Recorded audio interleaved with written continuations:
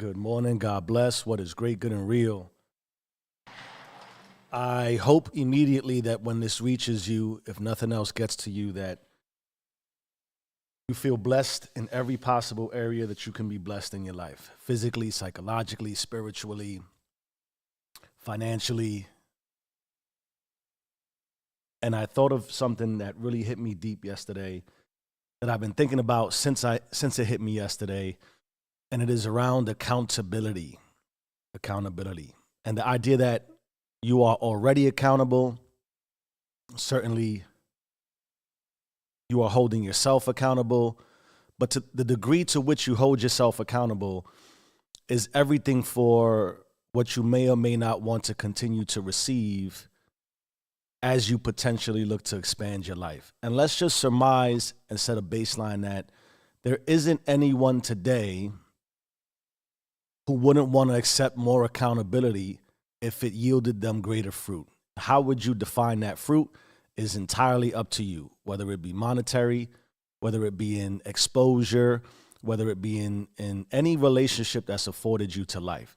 So let's understand that as a premise, that I'm going to argue at some juncture that in order for you to expand in any way, in order for God to bestow additional accountability onto you, you must first accept full accountability for everything you can possibly be accountable for in life. And that also, in the same way, you are and may not be as aware of what you are accountable for today. Otherwise, you'd have the abundance you possibly seek in your life. And at minimum, you'd be less concerned about what you do or don't have and how it impacts you. So the first thing I think of, like, what are you accountable for? So many things. And one of the things that hit me first was I asked myself, how are you feeling? And I'm certainly accountable for how I feel. But what impacts how I feel, right? What is really impacting how I feel? Certainly what I think about myself impacts how I feel. But what do I actually think about myself? Where is my level of esteem around who I believe myself to be? Why would I feel certain confidence or certain insecurities that permeate and emanate?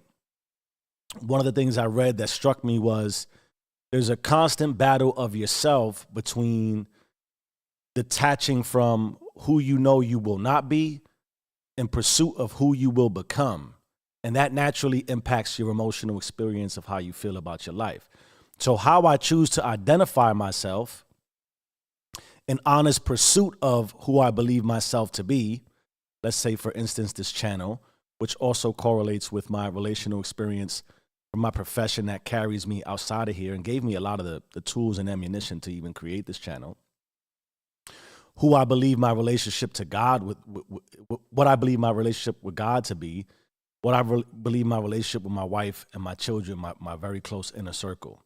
That as I pursue all those things that make me feel a certain way about myself, that raise my esteem, that raise my confidence, that raise my exposure, that even as I emanate these higher emotions and feelings, it changes posture, it changes tone, it changes reflection. One could argue, if you think today, you can identify when you are standing in front of someone who appears to be very confident, very firm, and postulates in a way that would exude a certain authority. One would also argue that you could articulate when you are standing in front of someone who is less confident, less secure, less involved with how they are feeling for themselves around the emotional experience of fortitude, and their posture would be much different. You'd see it in their eyes, how they sort of interact with you and may not. Some people can't even look you in the face. They might slump down. All these things have an impact based, of course, on how you feel about yourself. And so the question becomes, I am accountable for how I feel, but how am I accountable for what makes me feel higher and or lower? And at what point have I lost accountability that I flow in said state in perpetuity? One of the things that hit me that I think is relevant for this conversation in all aspects, whether you tie it to the emotional accountability of yourself or the physical accountability for yourself, or the spiritual accountability for yourself, and whatever life offers you in accountability. There's an old tale that goes, there was a man who was in the woods and he saw a beast in front of him, and he ran full speed into an empty well. And as he jumped down into the well, there was a dragon at the bottom of the well with his mouth wide open. So naturally, the guy on his way down sees a bush, he grabs the bush and he holds on for dear life. Now, at this juncture, the man is thinking to himself, I can't let go because dragon's there waiting. I can't go up because there's a beast waiting. And as he starts to have this reality in front of him, a black and a white mouse start to chew at the root of the branch that he is holding on. Now this man is thinking, what is going to happen? I got a black and a white mouse chewing at the root. I got a beast at the top. I got a dragon at the bottom. And while he's doing that, he notices some honey on the side. So he starts to indulge himself in the honey. And when he first has the honey, it tastes amazing. Of course, after the second, third, fourth heaping, if you would, it becomes less fruitful for him. But in this way, the man is holding on for dear life. At some point, of course, the mice will chew at the root and the man will fall. The relevancy of this is sort of how we become stagnant in life, this sort of stasis.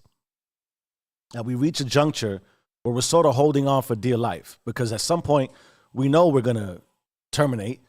We can't go in perpetuity. None of us are immortal. But there's this beast above us that we seem to neglect and reject and not encounter because of all the fearful things that could happen. And that's everyday life. That you wake up accountable for who you are, how you feel, and what you do and how you execute. But life throws all sorts of conflicts and barriers and barricades in your way that one is left to sort of believe, I just need to hold on. But what actually happens when you become accountable for your life, because you are accountable for your life, and all you are doing is holding on, scared to let go, scared to rise above, light and dark is always chewing at you. And so I begin to think, how do I impact how I feel about myself? How do I become more accountable for how I feel about myself? I need to ensure I do things that hold me accountable emotionally. How do I elevate myself? Prayer is a good way. Silence, which we talk about here often, is a good way. But of course, left to pray enough and left to sit in silence enough, eventually the darkness of what is transpiring emotionally in your life begins to permeate. And I wonder then, how do I make myself feel better as often as I possibly can? Because the better I feel, the more output and the more I can perform in a way that makes me feel better about life.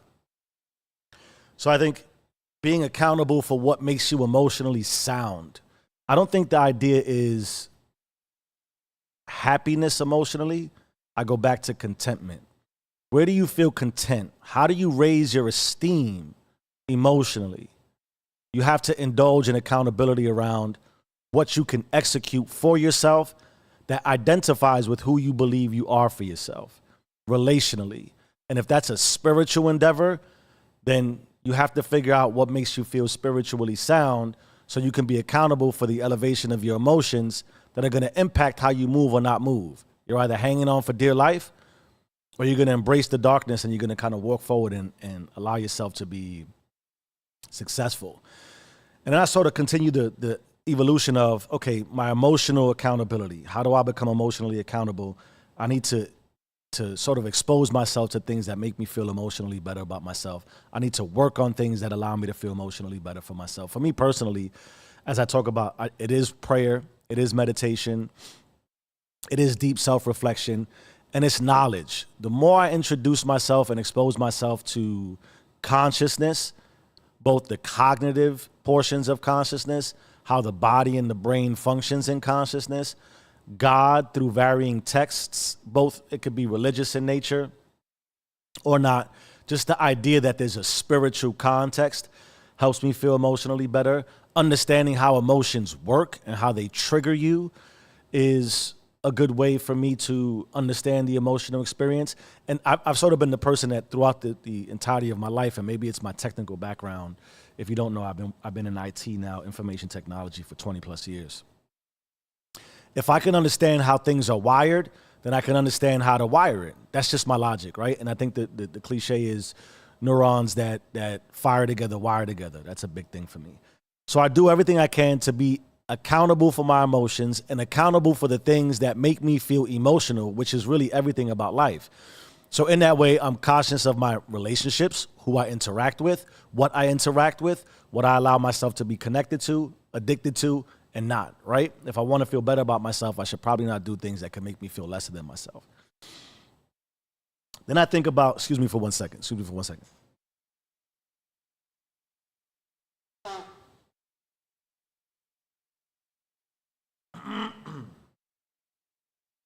Okay, I'm accountable for myself. Well, who am I really? That's a question I ask myself regularly. Who am I? And naturally, I start with my name. And I sort of believed I was having this conversation with God the other day. And I was being asked, who are you? I'm Jeff Rodriguez. No. Who are you? I grew up in the... No. Who are you? I believe I... No. No. None of that is actually me.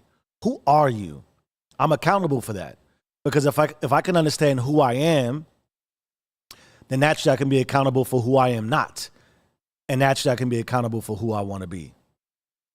And as I continue to ask myself these questions, and every time I try to give myself an answer of who I am, I was rejected. Nope, not you. Nope, not you. Nope, not you. I sort of said out loud, I am nothing. And God was like, exactly. But yet I am everything. Exactly. Why? I am God. I am God. You are God. We are God. We all are God. Undefinable, indescribable. And so in that way, because I am nothing, I am everything, I can sort of release attachment to anything. But now I can become accountable for, but I need to be somebody. Yes, I do. What do I need to work on to be the self I want to be? What do you want to actually be accountable for? Because if the more that you create a self for different areas, I am a self at work, I am a self in front of God, I am a self in private, I am a self in public, I am a self in front of my wife, I am a self in front of my children, I am a self with my social circle. The more those conflict with one another, the more you will reject yourself. And the more yourself will be confused about where do I need to be accountable and how do I need to be accountable and what do I need to be accountable for. And the more you have conflicting accountability metrics, the more you have conflicting morals and values, the more you have conflicting ethics, and the more God is trying to figure out which one to rise to the highest levels it can possibly rise.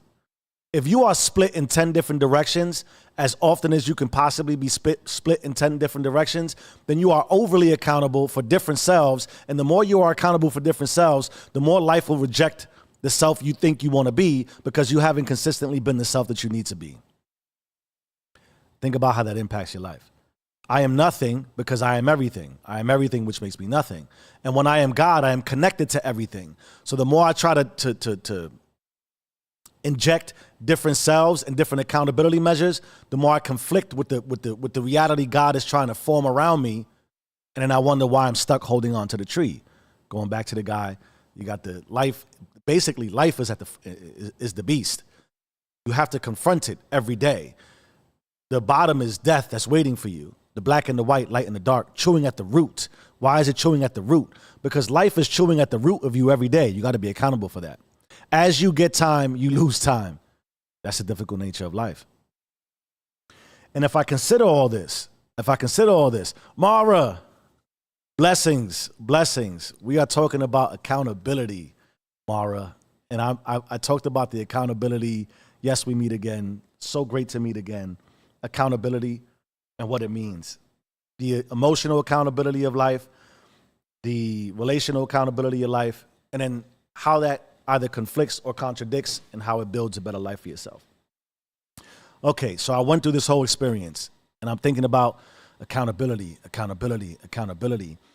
And then I got selfish and I started to complain about some of the things I don't have today. And I gave myself a logical reason for why I was complaining. I'm in a very tumultuous sort of, thank you, blessings, space where I continue to exude dominance over myself. And so I have this conversation with God, like, yo, I'm giving everything I can, right? I have a disciplined routine around how I pray, how I learn, how I expand myself, how I commit to myself. If you want to use my channel as an example, I put out as much, my idea right now is to inundate the algorithm with content. Some may say that is foolish because the less interaction you get, then the algorithm kind of starts to say, you're not as successful as you need to be. I'm going to stop pushing you because you're not getting a lot of exposure. My thing is just like, I'm going to overwhelm and inundate until you accept me. That's been the mode of how I've been accountable in my life. Every time I reached a new or crossed the threshold and I reached a new level, whether it's, and a lot of it is professionally, gaining rank in corporate and understanding how that works, I just put myself out there as much as I could until you couldn't resist me. That's been my mode of operation. It's the same thing with my wife, right? When I met her, I just persisted and insisted until she was like, yo, you know what? Let's see what this is about. And now 25, 26 years later, here we are. So I accept that mode with God. Like, yo, what more do you want from me?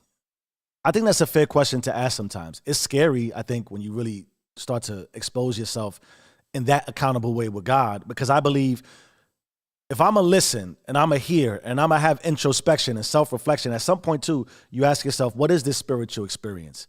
How do you define it? It has to be bigger than me, but it still requires me. So I'm accountable. I do my best to live in truth. And sometimes that truth is difficult. Sometimes that truth is uncomfortable. Sometimes that truth is like, I don't want to be around anything in my life. I don't want to go to work. I don't want to work out. I don't want to put in content. I don't want to speak to my wife. I don't want to speak to my daughter. I don't want to speak to my son. I just want to lay down and do nothing, right? Because that life is difficult that way. And sometimes you put in so much, it's just like, what is there left to do? But I thought about how much more accountable can I be? How much more accountable can I be? How much more commitment can I make? I've rejected everything that conflicts with my soul. I've rejected everything that conflicts with my truth, right? I'm only living the truth I believe I need to live. Why is that important?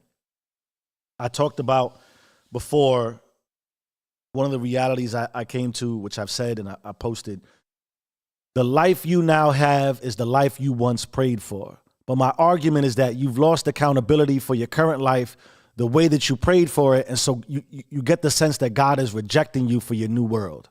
But if you think about where you're at and how you are and where you are at, emotionally, financially, relationally, skill set wise, what was your accountability level when you first prayed for it? And substitute prayer, when you first yearned for it, wanted to manifest it, desired it, needed it, right? A lot of us feel like we needed to get what we have in order to sustain ourselves. Otherwise, we would just crash and burn.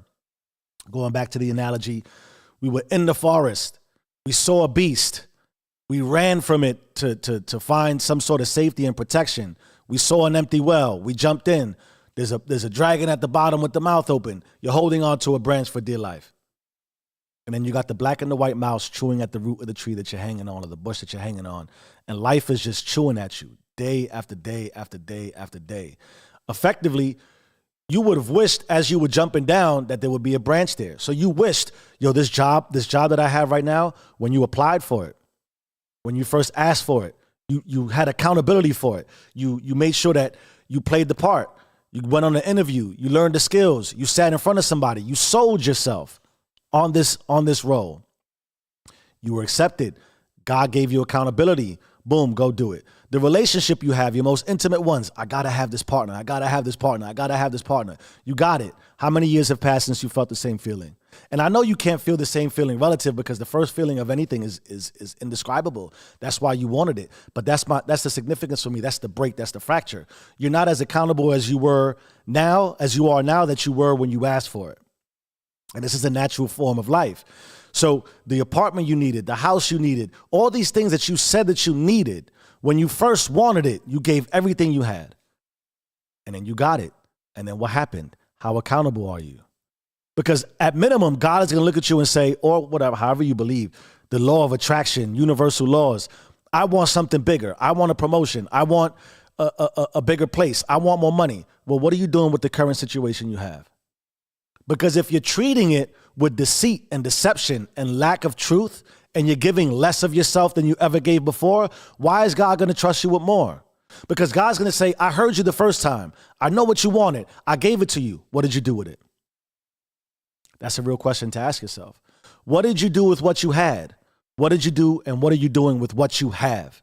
If you're not giving it the same accountability measures, if you're not accountable for it today the same way you were previously, if you're not better at it today than you were previously, why should you get more? Because at minimum, what are you going to do when you get the more? You wouldn't even know how to be accountable for it. How does the universe know that? Because you stop being accountable for what you have right now. At least to the extent that you were once accountable for it. How do I know this? Where are you with how you feel emotionally? Have you even considered the accountability measures for how you feel emotionally? And why you might be feeling that way emotionally? Have you stopped to appreciate consciousness and how it applies to your daily life? The routines and the rhythms and the patterns and the habits that you don't even have to think about, you just do it. And then the accountability around which I talk about as much as I possibly can, because I think it's one of the most critical components. How truly grateful are you? Not just like, yeah, thank you, God. No, like, thank you. Like when the paycheck hits, are you like, thank you? Or are you like, man, I'm broke again? And even if you are, I've been in that check to check scenario, reaching in my pocket, there's nothing there. Still grateful that I can make it, right? This is not insignificant. It's also not insurmountable. It's just the reality is, how accountable do you want to be? How accountable can you make yourself? How accountable can you hold yourself? If you have friction between any sort of projection of who you are as a self in and around any one of the relationships that exist, you deviate from accountability, because you deviate from yourself, because you deviate from your rhythm, your pattern, your habit, and how you emanate. And again, as I go back to what I said previously, how can God, how can universe fulfill one form of you, one lane for you, if every other lane you go in conflicts with itself? If you are a different version of yourself every time you are in front of different people, in front of different scenarios, in front of different circumstances, God doesn't know which one to fulfill. But then the reality also comes to this. Your consistency is inconsistency. Your accountability is to be unaccountable. It is to complain. It is to not be appreciative. It is to not be grateful. It is to hold on to that branch for dear life. And nothing happens when you hold on for dear life, except for that someday the root will fall. And if the root doesn't fall physically, it falls spiritually, it falls emotionally, because at some point you just sort of let go in the sense of, I don't know what else to do. You've lost accountability. That's what I've been thinking about deeply. That's what hit me over the last 24 to 48 hours. And certainly I don't believe I have all the answers. I don't know what it means for you in your life to be accountable to the extent you need to be accountable. I would just caution you to at least reflect on, how accountable do you believe you are? How accountable do you really want to be? And if you think about the do you cycle, it's always with disrupt. What are you willing to disrupt in your life today? And if I go back to what I talked about briefly, which was, and I digress from that point and I forget even what I was trying to drive, the frustration around, I don't know how much more I can do. I have to disrupt sort of the weakness around that I'm in full control. There are things I can be accountable for, and I can only be accountable for what I can be accountable for. What I don't control, I have no accountability over.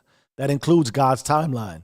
That includes what business I'm involved in that may or may not be making moves that either heighten my career or lessen my career. Or the reality that I'm still controlled by the 9-to-5 framework until something like this happens, because I believe in this channel deeply. But I can't force it. I can't force it. I can do everything, and I know that nothing's going to change once it happens, but I got to maintain the accountability measures that keep me accountable for what I do in order to be successful later. So disrupt, what the question for accountability, of course, is, what are you willing to disrupt? What are you feeling like needs disruption? The easiest thing I think to disrupt is yourself.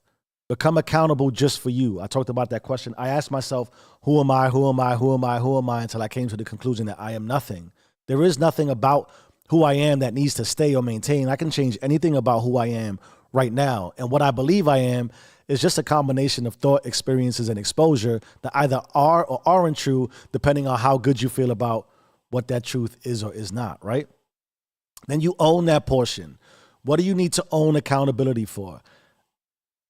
Easy. It's always yourself. I am accountable for how I show up.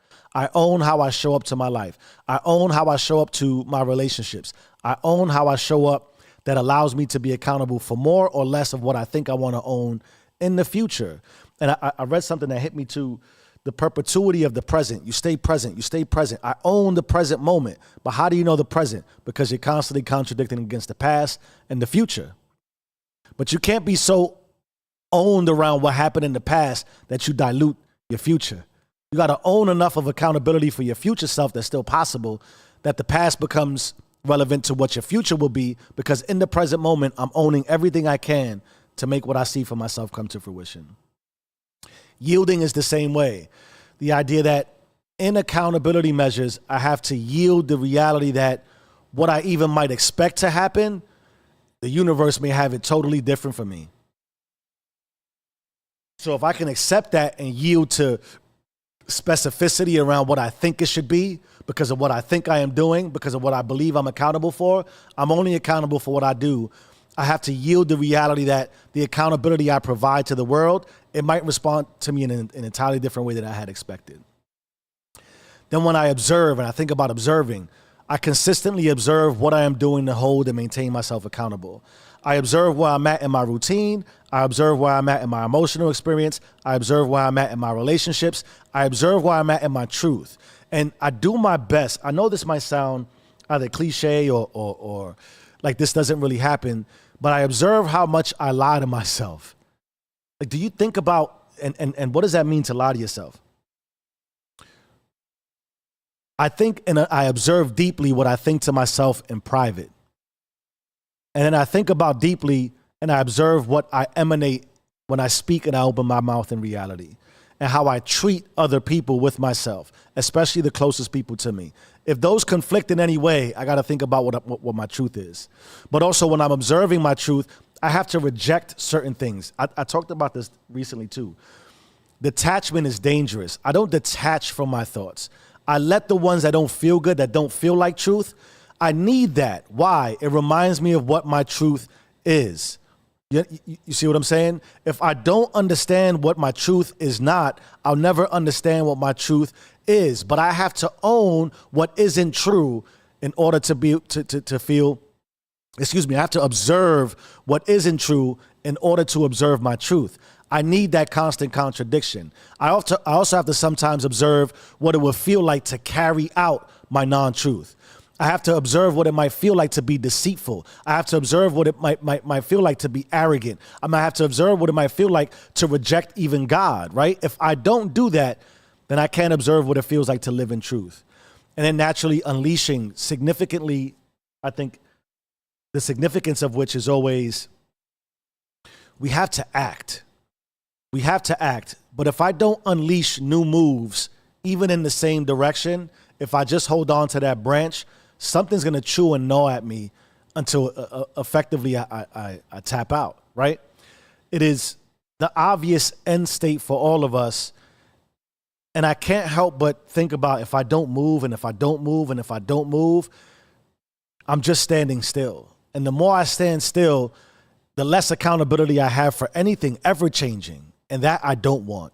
And in that same way, the more I move, nothing changes, right? That's just a reality.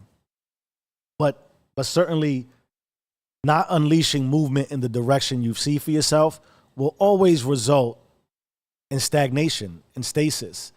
And if you're not content with where you are in your accountability for your life today, then nothing is going to make you more or less content than standing still, right? That's what I got for you this morning. Mara, thank you for joining me.